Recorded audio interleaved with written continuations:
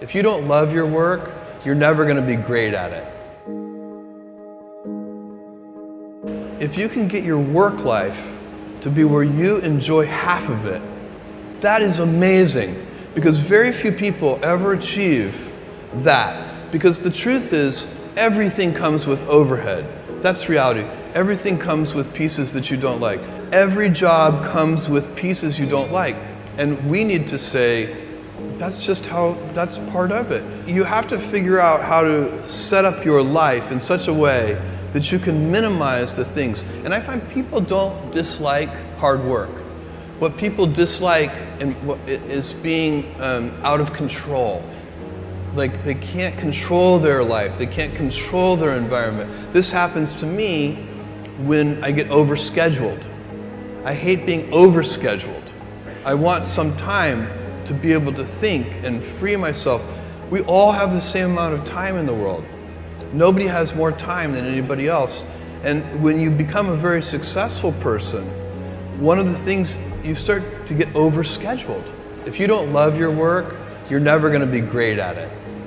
The other thing I would suggest to any young person, even before they start their career, is to really think about their choices. Because I find young people, and when I was young, I made this mistake too. You can get very fixed on your gifts. So everybody has gifts. You know, you have gifts and you have things that you didn't get gifted. Maybe you're extremely beautiful. Maybe you're extremely good at mathematics. There are a lot of things that you can be given. But those things can confuse you because they're not the things that construct your life. It's your choices that construct your life, not your gifts. You can celebrate your gifts. Be proud of them. Be happy of them. Actually, don't be proud of them. Be celebratory of them, but you can't be proud because they're gifts. They were given to you. You didn't earn them. You can only be proud of the things you earn. And so, as I got older, I started to realize I wasn't proud of my gifts. I was always good at school. School was always easy for me, and I was always proud that I was a great student.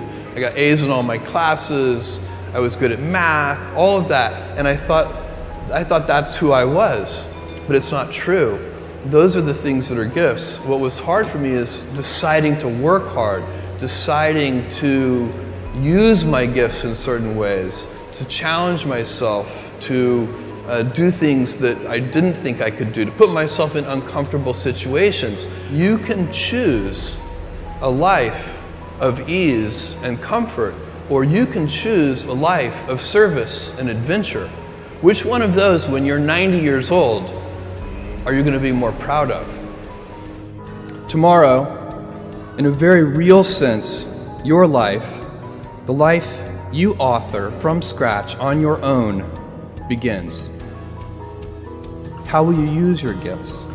What choices will you make? Will inertia be your guide, or will you follow your passions? Will you follow dogma, or will you be original? Will you choose a life of ease, or a life of service and adventure? Will you wilt under criticism, or will you follow your convictions?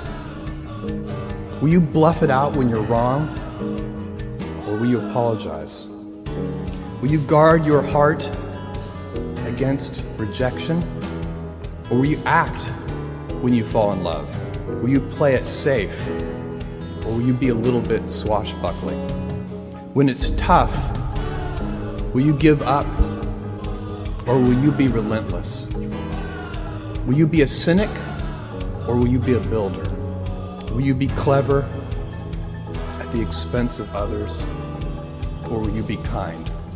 Tomorrow, and in a quiet moment of reflection, narrating for only yourself the most personal version of your life story, the telling that will be most compact and meaningful will be the series of choices you have made. In the end, we are our choices. Build yourself a great story.